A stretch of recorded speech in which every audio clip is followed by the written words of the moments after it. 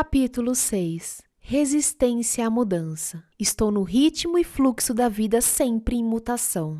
A percepção é o primeiro passo na cura ou mudança. Quando temos algum padrão profundamente inserido em nós, primeiro precisamos percebê-lo para então curarmos a condição. Podemos talvez começar mencionando o problema, queixando-nos dele ou vendo-o em outras pessoas. De alguma forma, ele sobe à superfície de nossa atenção e passaremos a nos relacionar com ele. Muitas vezes atraímos um professor, um amigo, uma aula ou um seminário, ou um livro que nos desperta para novos meios de se abordar a dissolução do problema. Meu despertar começou com uma observação ocasional de uma amiga que fora informada a respeito de uma determinada reunião.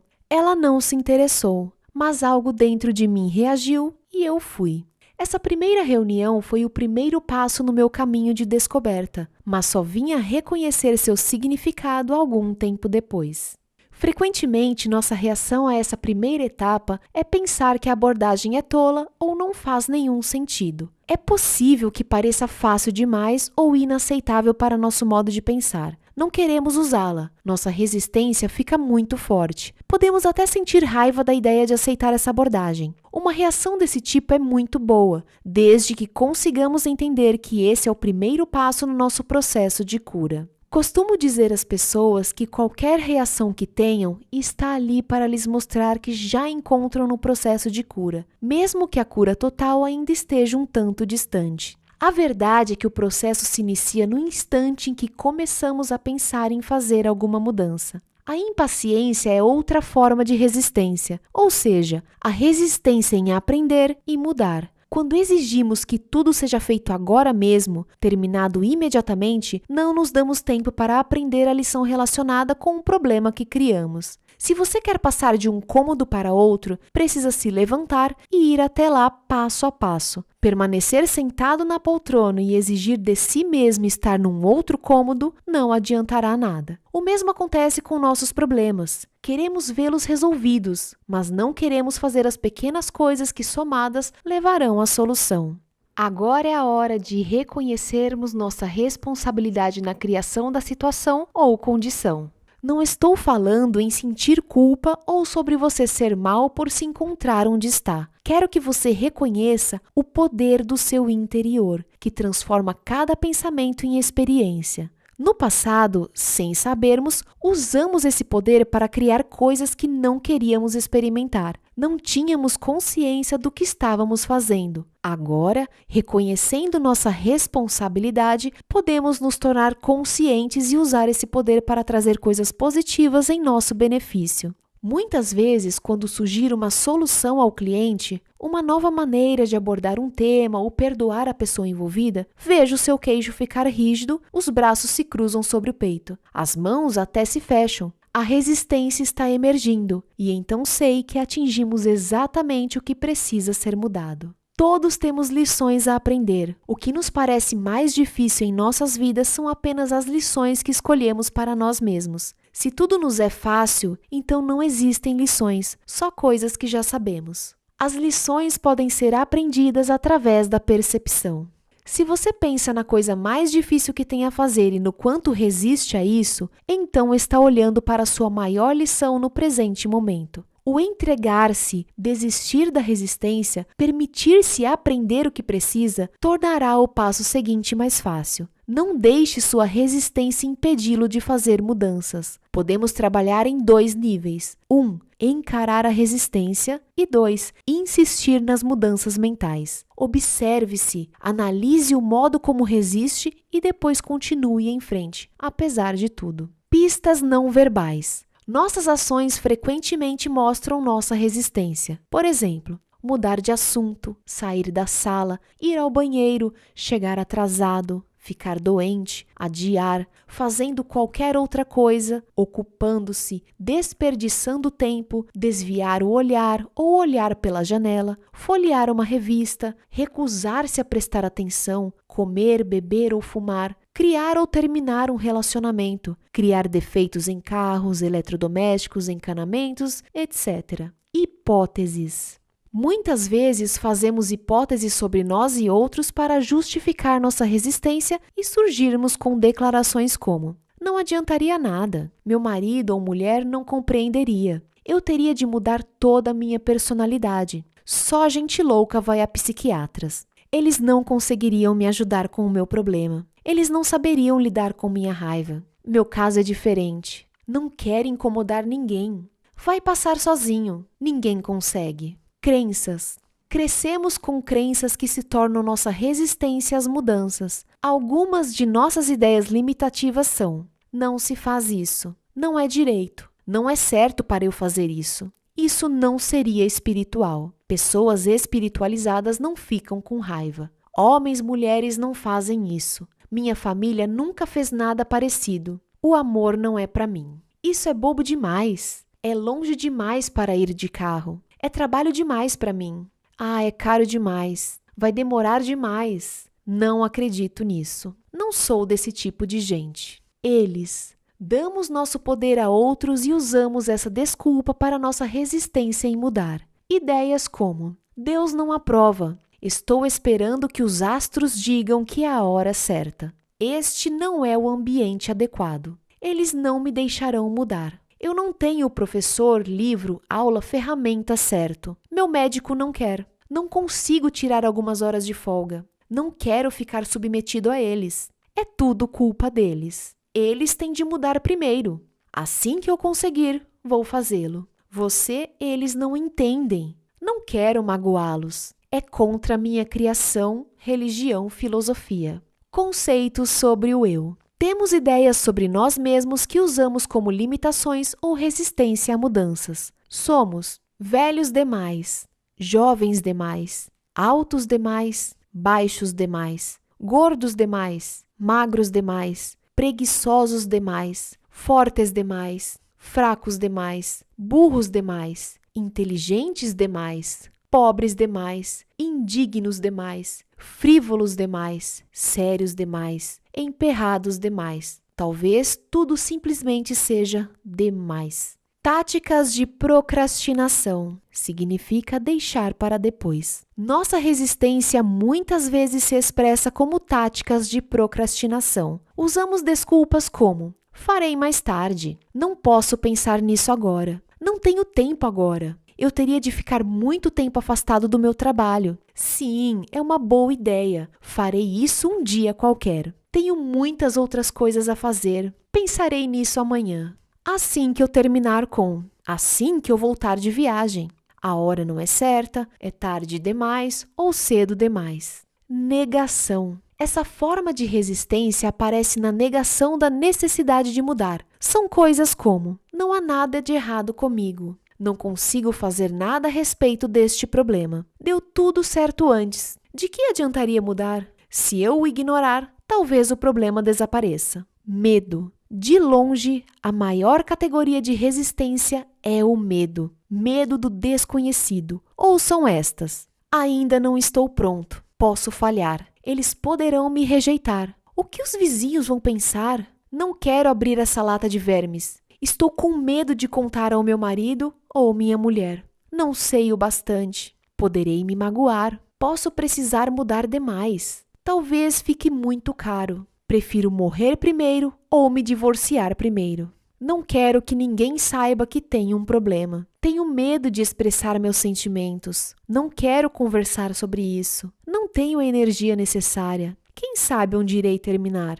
Posso perder minha liberdade. É difícil demais. Não tenho dinheiro agora. Posso machucar minhas costas. Eu não seria perfeito. Eu poderia perder meus amigos. Não confio em ninguém. Isso poderia prejudicar minha imagem. Não sou bom o bastante. E a lista continua, interminável. Você reconheceu algumas dessas formas como as que você usa para resistir? Procure a resistência nos seguintes exemplos. Uma cliente veio me procurar porque sentia muitas dores. Havia fraturado as costelas, o pescoço e o joelho em 3 acidentes de automóvel separados. Chegou atrasada para a consulta porque se perdeu. Ficou presa num congestionamento. Foi fácil para ela me contar todos os seus problemas, mas no instante em que eu disse, vamos conversar um pouco, todos os tipos de interrupção começaram a acontecer. Suas lentes de contato passaram a perturbá-la. Ela quis sentar-se numa outra poltrona. Precisou ir ao banheiro, depois as lentes tiveram de ser retiradas. Não consegui prender sua atenção pelo resto da sessão. Foi tudo resistência. Minha cliente ainda não estava pronta para soltar tudo e se curar. Descobri que sua irmã também havia fraturado as costelas 2 vezes e que o mesmo acontecera com sua mãe. Outro cliente meu era ator, um mímico, artista de rua, com grande talento.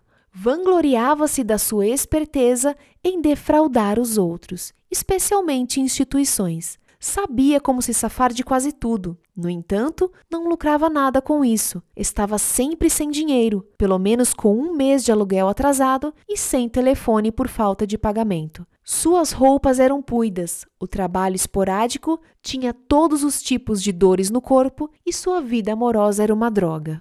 A teoria desse meu cliente era de que ele só poderia parar de trapacear quando algo de bom surgisse em sua vida. Claro, com isso nada de bom podia entrar em sua vida. Ele precisaria primeiro parar de fraudar. Sua resistência era o fato de não estar pronto para abandonar seus velhos hábitos. Deixe seus amigos em paz. Muitas vezes, em vez de trabalharmos nossas próprias mudanças, decidimos que um determinado amigo precisa mudar. Isso também é resistência. Quando iniciei minhas atividades como terapeuta, tive uma cliente que me mandava a todas as suas amigas que estavam internadas em hospitais. Em lugar de enviar-lhes flores, essa mulher convocava a mim para resolver os problemas dos doentes. Eu chegava de gravador na mão e, em geral, encontrava alguém que não sabia por que eu havia vindo, nem compreendia o que eu fazia. Isso foi antes de eu aprender a nunca trabalhar com ninguém, a não ser que ele ou ela peça. Às vezes, algumas pessoas me procuram porque ganharam uma sessão comigo de presente de um amigo.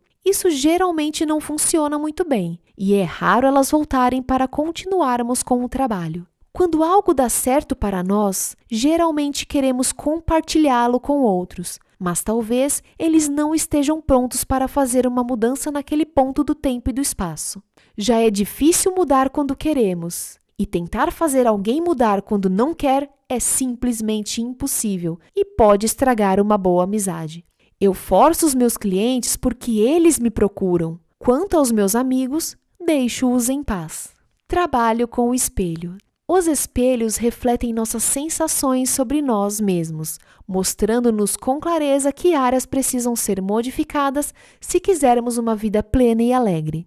Peço às pessoas para olharem dentro de seus olhos e dizerem algo de positivo para elas mesmas sempre que passarem por um espelho. O modo mais poderoso de se fazer afirmações é olhando no espelho e falando-as em voz alta. Há uma percepção imediata da resistência e, assim, pode-se superá-la mais rapidamente.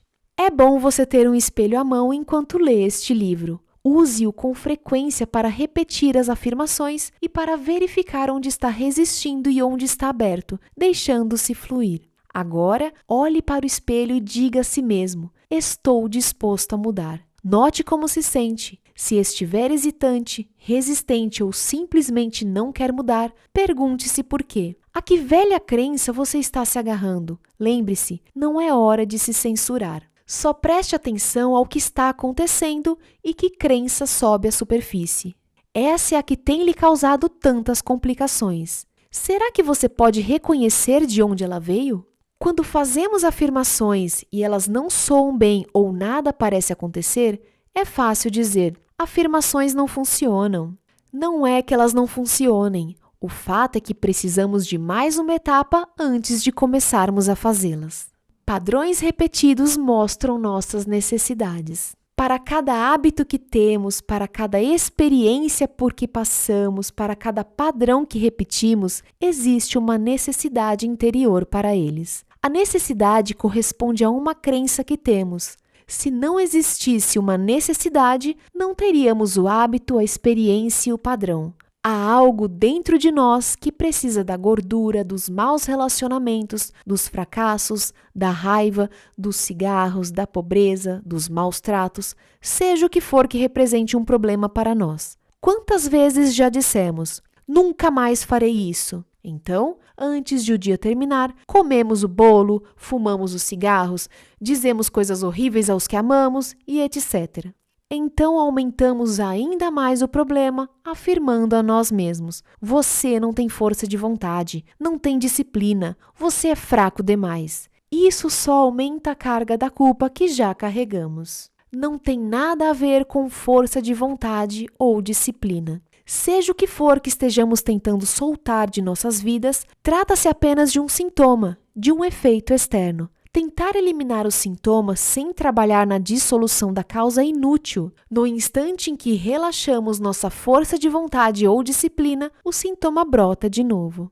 A disposição de se libertar da necessidade. Costumo dizer aos meus clientes: deve haver uma necessidade em você por essa condição, senão você não a teria. Vamos voltar um passo atrás e trabalhar na disposição de se libertar da necessidade. Quando a necessidade desaparecer, você não ter desejo de fumar, comer demais ou por qualquer outro padrão negativo. Uma das primeiras afirmações que devem ser usadas é: estou disposto a me libertar da necessidade de resistência, dor de cabeça, gordura, falta de dinheiro, etc. Diga a si mesmo: estou disposto a me libertar da necessidade de. Se estiver resistindo a essa altura, suas outras afirmações não irão funcionar. As teias que criamos em torno de nós têm de ser desmanchadas. Se você já embaraçou um novelo de linha, sabe que puxar e arrancar só piora a situação. É preciso soltar os nós com paciência e jeito. Seja gentil e paciente com você mesmo enquanto desfaz seus embaraços mentais. Procure ajuda se achar necessário, mas acima de tudo, ame-se a si mesmo durante o processo. A disposição de se libertar do velho é a chave. Esse é o segredo. Quando falo necessitar do problema, quero dizer que, de acordo com nosso conjunto particular de padrões de pensamento, necessitamos ter certos efeitos ou experiências externas. Cada efeito externo é a expressão natural de um padrão de pensamento interno. Lutar apenas contra o efeito ou sintoma é desperdiçar energia e, com frequência, só serve para aumentar o problema. Eu sou indigno cria a procrastinação. Se um dos meus sistemas de crença interiores ou padrões de pensamento é eu sou indigno, um de meus efeitos externos provavelmente será a procrastinação. Afinal, ela é um dos modos de nos impedir de irmos para onde queremos ir. A maioria das pessoas que vivem adiando as coisas gastará muito mais tempo e energia menosprezando-se pela procrastinação. Essas pessoas se rotularão de preguiçosas e, em geral, se farão sentir como se fossem más. Ressentimento pelo que acontece de bom com os outros. Tive um cliente que adorava ser o centro das atenções e comumente chegava à aula atrasado para poder criar uma comoção. Ele fora o caçula de uma família com 18 filhos e, como seria de esperar, era o último na lista de ganhar coisas. Quando criança, viu todos terem enquanto ele só sonhava com o seu. Já adulto, quando sabia que alguém havia sido contemplado pela sorte, não conseguia regozijar-se com ele. Só dizia: puxa, gostaria de ter ganhado isso. Ou, droga, por que isso nunca acontece comigo? O ressentimento pelo que acontecia de bom aos outros era uma barreira para o seu próprio crescimento e mudança. A autovalorização abre muitas portas. Uma senhora de 79 anos veio me procurar. Era professora de canto e vários de seus alunos estavam fazendo comerciais para a televisão. Ela gostaria de fazê-los também, mas tinha medo. Apoiei-a plenamente e expliquei: não existe ninguém como você, seja você mesma. E acrescentei: faça-o pela diversão. Existem pessoas lá fora procurando exatamente o que você tem a oferecer. Deixe-a saber que você existe. Minha cliente ligou para vários agentes e diretores de elenco falando: sou uma senhora muito idosa e quero fazer comerciais. Em pouco tempo recebeu um convite para trabalhar e desde então nunca parou. Costumo vê-la na televisão e em anúncios de revistas. Novas carreiras podem começar em qualquer idade, em especial quando alguém está procurando diversão nisso. Autocriticar-se é errar completamente o alvo. A autocrítica só intensificará o adiamento e a preguiça. A energia mental deve ser aplicada na dissolução do velho e na criação de novos padrões de pensamento. Diga: estou disposto a deixar sair a necessidade de ser indigno. Sou digno do melhor que existe na vida e agora, cheio de amor, permito-me aceitá-lo. Enquanto eu estiver passando alguns dias repetindo essa afirmação muitas vezes, o padrão de efeito exterior da procrastinação automaticamente começará a desaparecer. À medida que eu for criando internamente um padrão de autovalorização, não necessitarei atrasar o que for para o meu bem. Você entende como isso poderia se aplicar a alguns dos padrões negativos ou efeitos externos que existem em sua vida? Vamos parar de desperdiçar tempo e energia diminuindo-nos por algo que não conseguiremos fazer se temos certas crenças interiores. Mudemos as crenças. Não importa qual seja a abordagem escolhida ou sobre que assunto estejamos falando. Estamos apenas lidando com pensamentos e pensamentos podem ser mudados. Quando queremos mudar uma condição, precisamos dizer: estou disposto a abandonar o padrão dentro de mim que está criando esta condição. Diga isso a si mesmo muitas e muitas vezes sempre que pensar no seu problema ou doença. No minuto em que fizer essa afirmação, você sairá da categoria de vítima. Você não é mais impotente, está reconhecendo o seu próprio poder. O que está me dizendo é: estou começando a compreender que eu criei isto. Agora, pego o meu poder de volta. Vou soltar essa velha ideia e deixá-la ir. Autocrítica.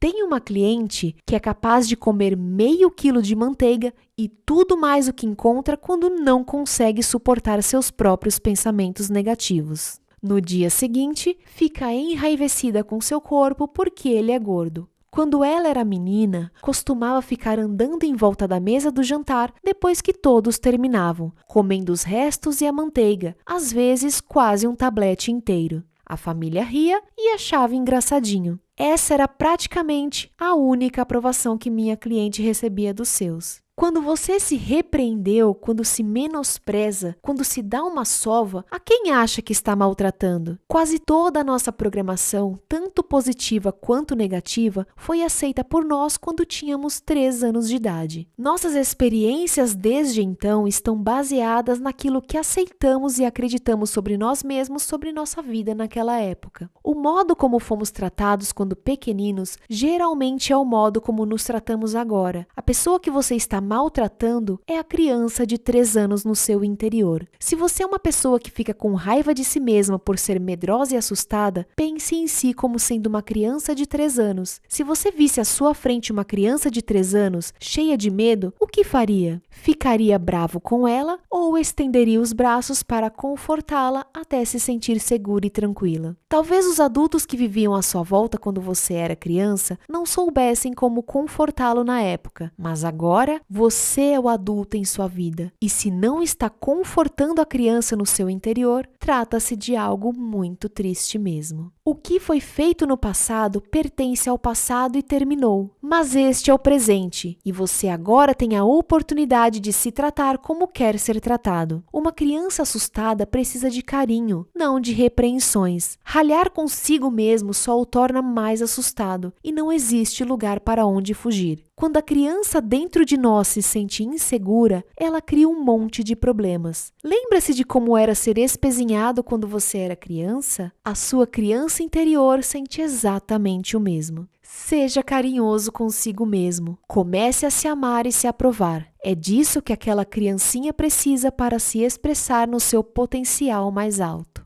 Na infinidade da vida onde estou, tudo é perfeito, pleno e completo. Vejo os padrões de resistência dentro de mim somente como algo mais de que devo me livrar. Eles não têm poder sobre mim. Eu sou o poder no meio do mundo. Fluo com as mudanças que estão ocorrendo em minha vida da melhor forma que posso. Aprovo-me e aprovo o modo como estou mudando. Estou fazendo o melhor possível. Cada dia fica mais fácil. Alegro-me por estar no ritmo e no fluxo da minha vida sempre em mutação. Hoje é um dia maravilhoso. Escolho tomá-lo assim. Tudo está bem no meu mundo.